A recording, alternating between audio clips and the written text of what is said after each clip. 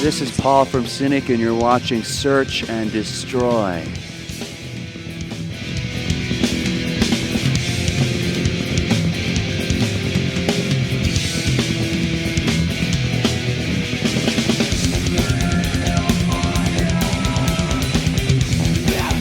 Yeah, we recorded it, actually recorded drums for it when we were doing Traced in Air, and when we were kind of recording the rest of the songs, we decided it just wasn't the right vibe for the album. It was a different kind of song. It's a song that I had written even before Traced in Air.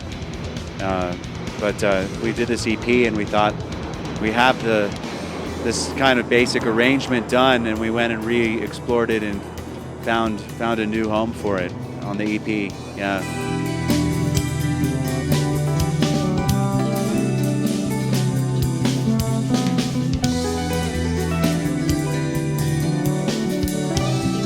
Well, they're really exciting. They're very, I think it's going to be really interesting, a treat for Traced in Air fans, because it sounds so, it's like a different perspective on a record that maybe a lot of people are very intimate with.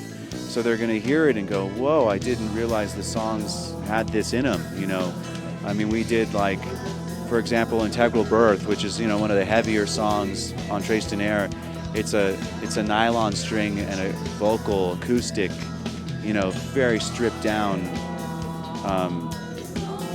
kind of bare bones interpretation of the tune, but the heart's there, you know. And to me, it's like, I think the EP shows the heart of the songs in a really colorful way. It kind of gives you a different look at them without doing it in a heavy way, you know. It's a different kind of heavy. It's more emotionally heavy. Yeah.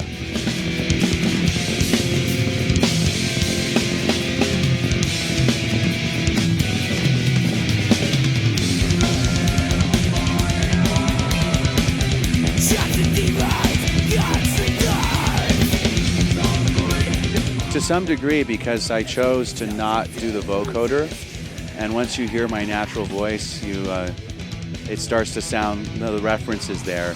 Musically, it's still a lot more complex than Eon Spoke, but yeah, it's the same person, you know, writing the songs, so it's going to be close, you know. But yeah, it's probably, if there's Eon in there, it's Eon prog, you know. It's like more Eon sci-fi proggy, you know.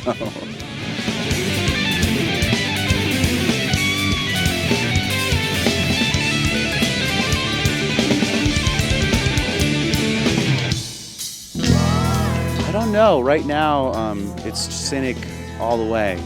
I haven't really had any time to think about it. I have like another record's worth of material for Eon Spoke easily, if not more. But it's just a question of when. And maybe at some point in the future, you know, when the time opens up, we'll do it. I think it's really cool. You know, the same way that we drew inspiration from a lot of bands.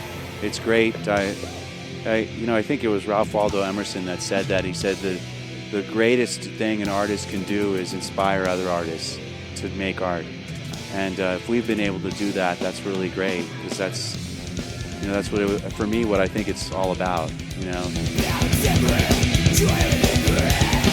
The first show, the '89, I was in high school, and it was Leprosy Tour, and I just remember it was insane. It was like, because this was the early days of the scene, so it was pretty amazing. It was just very intense. Audiences were really passionate, enthusiastic. I'm sure they are still now, but I just had never seen anything like that before. You know, having grown up in the United States, it's different. I mean, I just remember, like, literally, it felt like, because this was my first show with Death, I felt like I had joined the Beatles. I mean, it was just like, whoa, like, I didn't realize they were this popular, you know. Just great energy and really intense vibe. It was a lot of fun. And then the '91 we played here with Sadis from California with Steve DiGiorgio, and that was a lot of fun. That was a very crazy weekend. A lot of fun, crazy times. Yeah.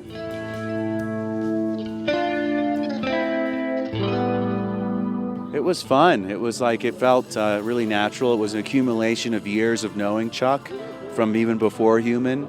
So by the time we did Human, it was like we were good friends. We were really good friends, and it was easy, you know. We rehearsed for Human at our rehearsal studio, at Cynic's rehearsal studio. So he would come down and stay at my house or Sean's house, and I mean, it was just like hanging out with your friends. You know what I mean? It's really the vibe. So.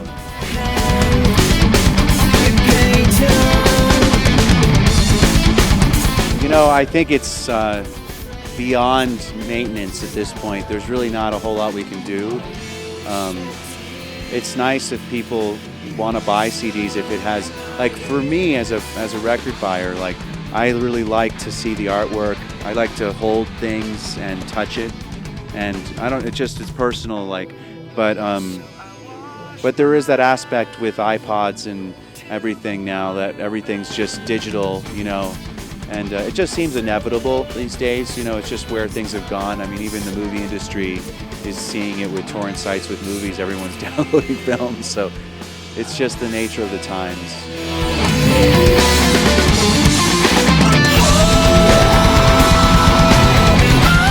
Yeah, after this is kind of the tail end of stuff. We're doing a headline tour in the US in May, some more Europe stuff in June, and then all before and after that we're working on a new album.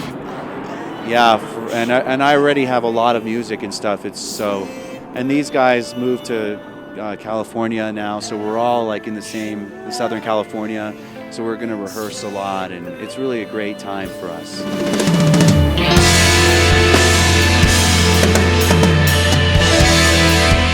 Thank you for the interview. Thank you guys for being here, and namaste.